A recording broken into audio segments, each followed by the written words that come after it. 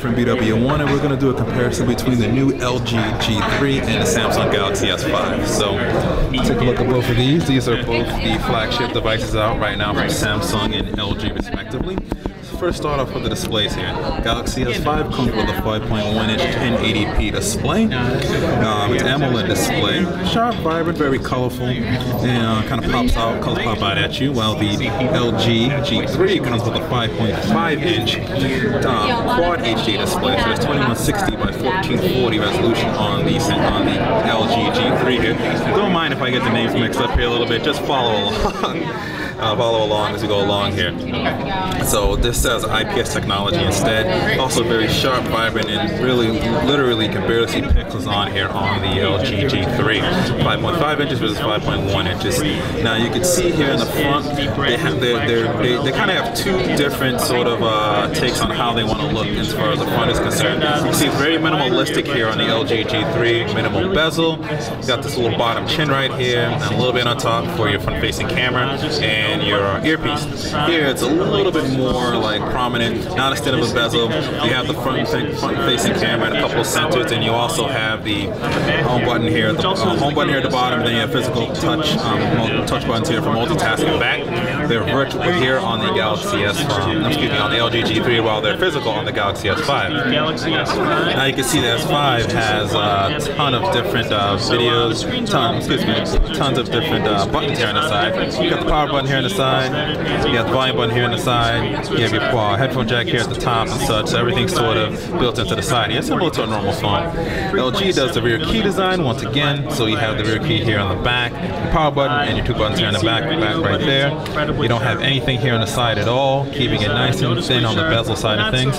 You do have your 3.5mm headphone jack here at the bottom here, so it's here at the bottom. I'm not the biggest fan of it being at the bottom, but prefer at the top, but it is right there. So it'll be nice versus what's here on top on the Galaxy S5. Let's flip these back over here again. One thing you'll notice that they both have new cameras. This has a 16 megapixel camera here on the Galaxy S5. Pretty good camera overall. It's been highly rated. You know, and everybody's reviews are pretty much giving it a thumbs up. It's one of the best cameras on an Android phone right now. And that's going to be challenged here by the LG G2 with a LG G3. Sorry, not G2, the G3, which it has a 13 megapixel camera with optical image stabilization. So far, it's the only flagship phone right now with OIS built into it still. You have dual flash this time, and you have laser autofocus. So this little slot right there is going to allow the camera to focus in a lot faster, to take the shot much quicker, and get you a great overall picture. Now, also here in the back, they both have removable backs, which is a great upgrade here. Bring that out. Pull that out. You have a 3,000 mAh battery, micro SD card slot. This out. Do also have the battery in back here as well. I believe this is 2,800 mAh. You have micro SD card slot. Both support up to 120 gigabytes of storage, so that should be pretty good.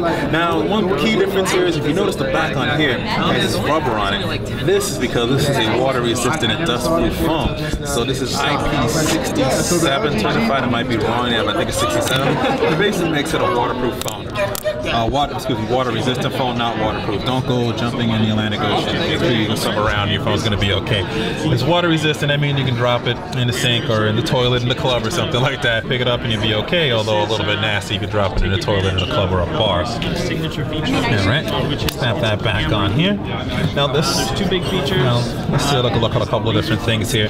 Now they're both running pretty much the latest processors that are out. Snapdragon 801s, quad-core processing, both with about 2 gigabytes of RAM. Now there's a 3 gigabyte version here for the G3 as well. They have 16, 32 gigabyte storage options that are built into it. They're both running Android 4.4. This runs TouchWiz, which has improved a little bit here with it, and you either love or hate TouchWiz with a lot of people. You can see sort of how the settings look. You have sort of that icon view, and then you can switch to the list view or switch to the tab view when it's terms of going into your settings. We'll leave it on tab view for right now. You have your app list here, notifications, and then also you have, since they don't have a menu key at the bottom, they have it here at the top, you have to hit here at the top right there to get into the menu. Now, this is running LG's, I guess, GUI or GUI, or they don't really have an exact name for it just yet, but it's very fast and fluid. It's using flatter icons now, and those flatter icons allow them to save some storage space and also make it much more visually appealing. It saved about 20% storage space according to LG by using flat icons instead of the other icons they've been using before. And it just looks a lot nicer. It has much more of a mature look to it, as you would say here. And a lot of the color schemes actually using more mature colors, which is pretty cool. You can see notification shade. They definitely improved it here on the G3 from the G2. Much easier. Like there's more space here for your notifications, and this isn't so bulked up. Also, this is just a little bit nicer than I would say here at the top, where your quick access icons are. Go into the settings here. Settings, very nice so far. Easy to read, easy to get where you're going. Categorized pretty well, has a nice visual appeal to them. Pop here, you switch to list view, and it has a typical list view if you want to use that as well too, similar to what you have here on the Samsung Galaxy S5. Alright, bring it back over here.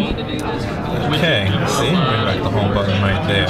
Now that's pretty much kind of the main differences there between them. There's some smaller things too. We'll do that when we get to our big versus between these phones coming up, but I just wanted to show you real quickly the difference between the LG G3 and the Samsung Galaxy S5.